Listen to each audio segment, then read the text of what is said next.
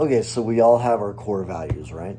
Like a lot of us Marines, for example, we have like honor, courage, commitment. We say that all the time, honor, courage, commitment, and you know, and each one of those has their own things. There's also like JG, J, JJ did type buckles like judgment, justice, whatever. But your most important ones are like honor, courage, commitment, right?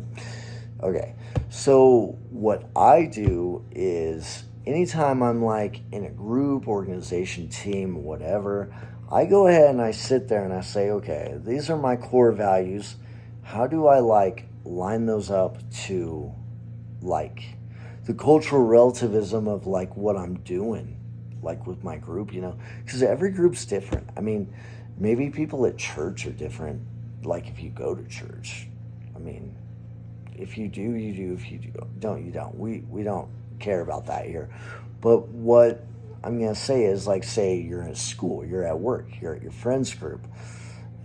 Whatever spiritual practice. There we go. I like to say that one. Wherever your spiritual practice is, each one of these organizations is going to have a different like environment. And then what you should do is you should sit down, put your hand on your heart again. Imagine, hey, honor, courage, commitment, or whatever your most important core values is.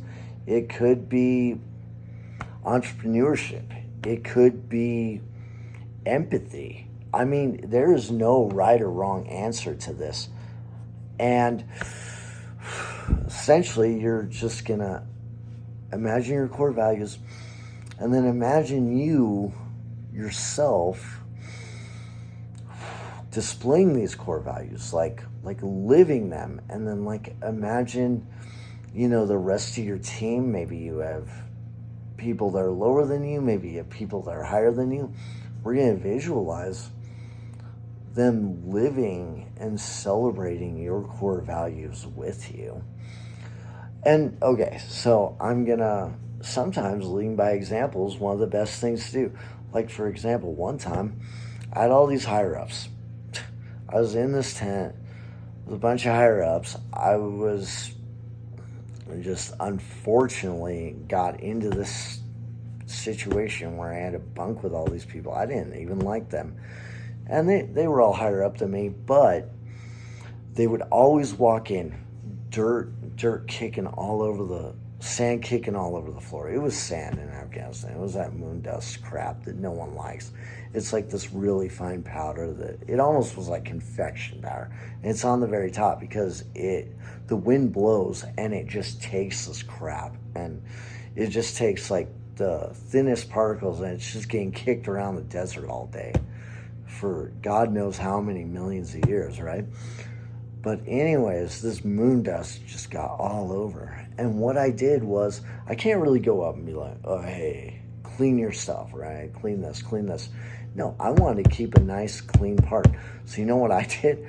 I literally just swept just my area. I swept my area and just like made like a little line in all this purple moon dust shit. I just like made like a little line going out there where I could walk, and I would walk and there would be no moon dust on my feet. I would do that. I do that every morning and every night, and I kid you not, it changed everybody's mindset, and they were doing it too, like within a day or two. It was like the smartest thing I ever did, just because I simply did not want moon dust on my stuff.